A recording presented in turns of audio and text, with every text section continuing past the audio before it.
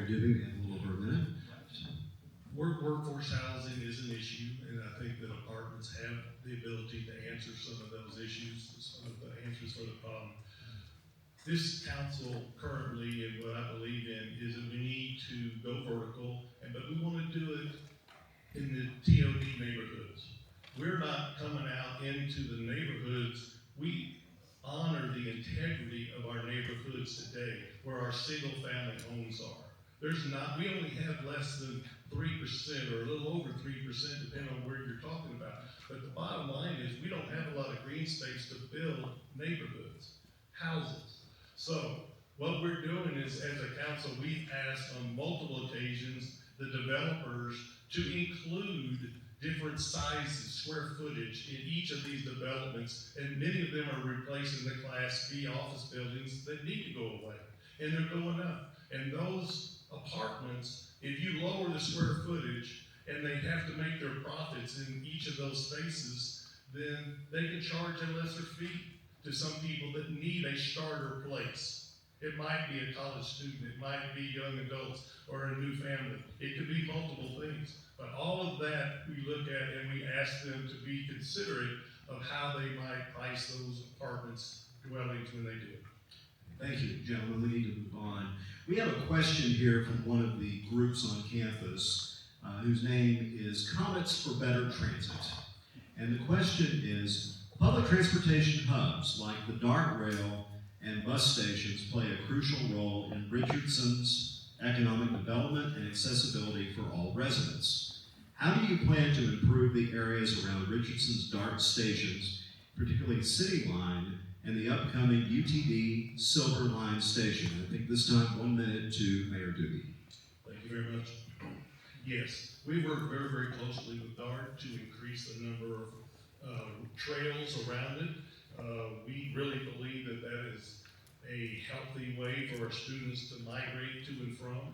Recently, we worked with DART to get a shuttle that would bring them, the students of UTD, from the campus area down to the Main Street area, to the core district. And it would be shuttles that would run later into the night, 12, 1 o'clock, those type things, when young adults may be out and about.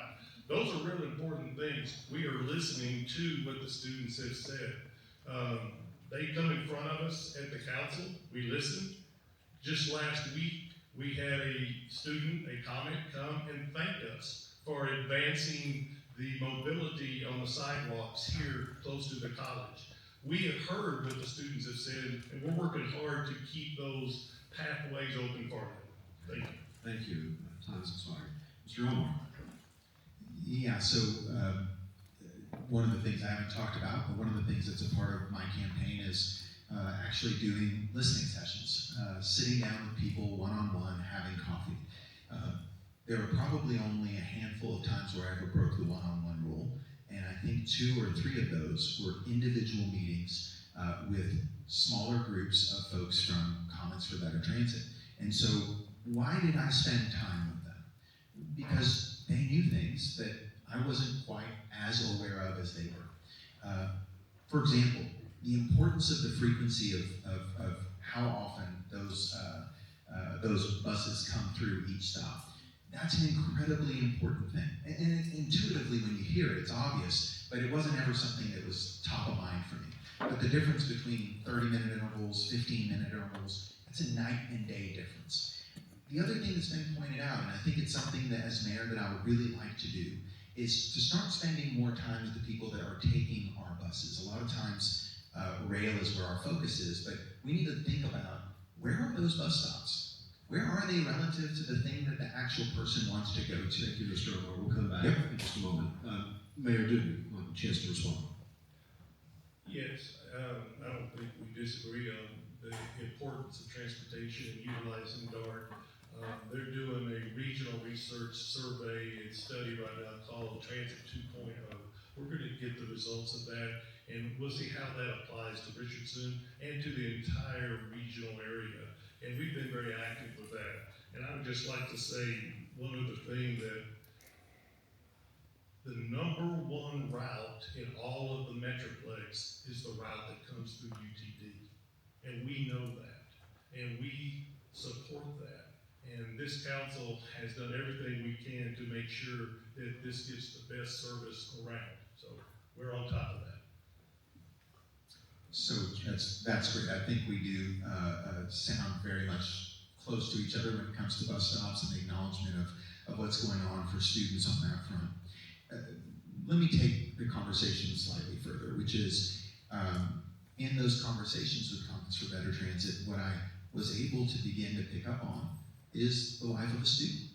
If a student is trying to get from campus to fill a prescription, or to go see a particular type of doctor, or to go get their groceries, the problem is we've got some really scholastically focused students who can't afford to take 4 hours out of their day to go accomplish some of these basic tasks. And so we definitely need to do a bit more listening. We do need to do some work to make sure that we're creating scenarios where you can get things done in a more rapid way.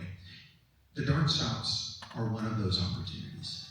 We have thus far not exactly reached the full potential of any of our dark stops. Look at City Line, look at Gallatin, look at Spring Valley, look at Arapahoe Station. Which one of those can you go to and get groceries? Which one of those can you go to and get prescriptions filled or to visit a doctor? So one of the things that I want to do is, and this is where things like the car lot at Arapahoe Station, right? This is where those things become important. Because if we're doing things that send a signal to the investment community that we think the best we can do is X, then they're not going to be willing to do something that's considerably greater. Now, in these TODs, one of the important elements, definitely not the only important element, is housing. And the mayor has spoken about he wants to go vertical. Yet, every single one of the apartments that have been approved over the course of these 2 years have all been limited at that 4 to 5 story height. You may ask yourself, is that as tall as an apartment complex can go? Well, it is as tall as an apartment complex can go if you build it cheaply, if you build it with just 2x4s. And so we have to determine whether or not we think we are a city that should go vertical, and if so, then we should create design standards that say, when you build an apartment complex in Richardson going forward, we want to see something that's built out of concrete and steel that has the ability to actually go vertical. And when they're concrete and steel, you have the ability for them to live on for 100 years versus falling apart in 25 to 35 years. And so that's, again, a difference in what I want the standards to be versus what's been approved over and over again over the last 2 years. Mayor Doobie? Well, first of all, we're not going to break the law. The state law does not allow us to dictate materials. We can't tell them what those materials are going to be, and the mayor knows that. So I'm not going to justify that. So you can talk to your state legislators regarding that as far as product goes. I'm good. So let me clarify that. I'm definitely not advocating for breaking the law. I think we have a couple of our members of law enforcement here today, so please understand I'm not looking to break the law. You can't dictate exterior building materials, but what you can do, and I hope the mayor knows this, is you can do something like form-based zoning that says that the first floor has to be a minimum of 15 feet. The minute you say that the first floor has to be a minimum of 15 feet, they can no longer build with just stick and brick. They can no longer build with just 2x4s. So there is a difference here in terms of creativity. There is a difference here in terms of the way we try to solve problems. One of us looks at a problem and says, oh, we have nothing to do with that. We can't do anything about that. We can't tell a business not to put a salvage car lot there. And then you have the other person that says, well, there are ways that you can creatively do that. There are ways that you can creatively, proactively work with these people. There is no rule that says we had to approve the car lot. It was a vote.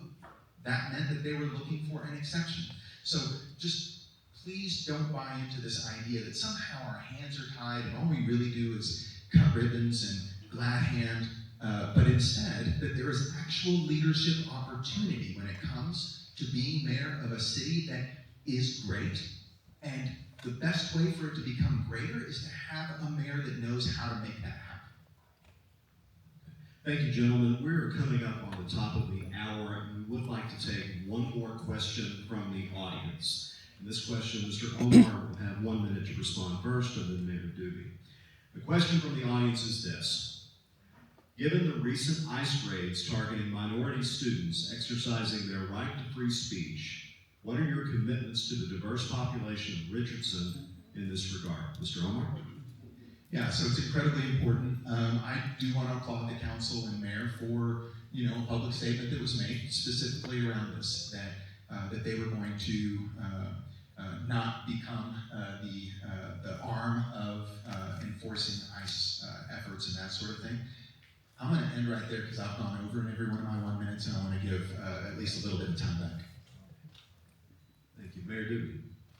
Well, we did make that statement, and we stand by that. Our police department does not profile. We celebrate diversity. We celebrate cultures of all faiths, all everything. We celebrate that.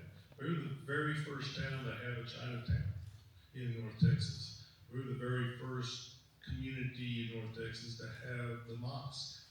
We celebrate diversity in the different cultures. Our police are not going to profile and pull anybody over just because they have a different skin color or whatever. If they're breaking the law, there's an issue, they're speeding, whatever. And then, if in fact, when they see the identifications and it says there's a warrant for that person's arrest or there's an issue, then they will do what the law tells them to do. But outside of that, we support anything and everything here as far as cultural and people. We love people and we like building our community around diversity as well. So thank you. Thank you, gentlemen. I hate to cut this short, but we are kind of almost out of time. We have about 4 minutes, and we did indicate that both of you would have a chance for closing remarks. So I think in the spirit of fairness, Mr. Omar, we'll let you go first, and then Mr. Doobie. So thank you to UTDallas, the student government organization. I just really appreciate you guys doing this. The more opportunities we have to be able to speak to residents and students, the better. I also love how many residents are here tonight. One of my big goals that I would love to see more and more of is interaction from residents of Richardson coming out to the campus, and frankly vice versa. And so there are some good steps being taken there, and I'd love to be a mayor that continues in that vein. Let me also say, some of these topics, there may have been a little bit of a sound of argument and that sort of thing, but I want to make something very clear. I think Bob is a good guy. He and I both went through Leadership Richardson, class 24. I think highly of his service to our community, and hopefully what you're seeing here, less than a divisive situation, is two people who are very passionate about our city. And I think that there's value to that kind of a situation where people present themselves looking for solutions. In the end, though, elections are about choices. And those of you that are going to be voting in this particular election have to look at, thankfully, not the difference between good and bad, but the difference in approaches, the difference in priorities, and ultimately, I believe, a difference in results. What happens oftentimes is you'll hear the mayor talk about that the mayor is just one vote. And I don't think he mentioned it today, but it's in my head, and I always think of the fact that he points that out, and he's right. The mayor is just one vote when it comes down to it. But that one vote gets to run the meetings. That one vote sets the tone. It sets the pace, and ultimately, it sets the example of what leadership should look like in our city. I personally believe that Richardson deserves better. I believe that we need a mayor that understands how to plan the work and work the plan, something that is called the Richardson way. I think that we should have leaders that put neighbors over developers. I think that we should have leadership that focuses on transparency versus finding excuses not to report and not to share information with the residents Mr. of Omar, Richardson. the time has expired for the. I'll just end by saying that's what I offer, and ultimately I'm asking for your support and vote. Thank you. Mayor Dukes. Thank you, Dr. Gooch. I ask for your vote because I think I've proven over the last 2 years that I am a servant leader.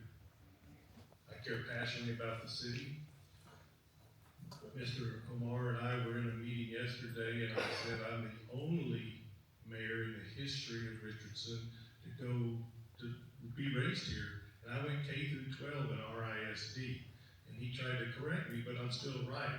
He said Laura was the first mayor. She was born in Kansas, got here in 7th grade, and just went a little bit. So clarify that, I would please. But servant leadership is not something that you just do. Leadership is something that is earned. You earn it through being loyal. I was with the same company for 40 years. I think that's loyal. I've been married to the same woman right there, Tammy, for over 50 years. I'm committed to the city. I have integrity. I've been honored. I've got sheepskins on the wall that say I was the best of the best at what I did. I didn't do those. I didn't say those things. But how did I do those things? I did it because I love people.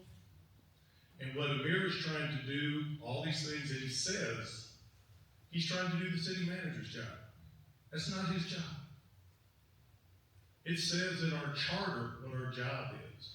And that's to work together, make things happen. We're going to, as a council, we're going to build our goals. We set our goals. And then the staff, the city manager and his team will execute the tactics. We don't need confusion between the two. I am very, very honored to be the mayor.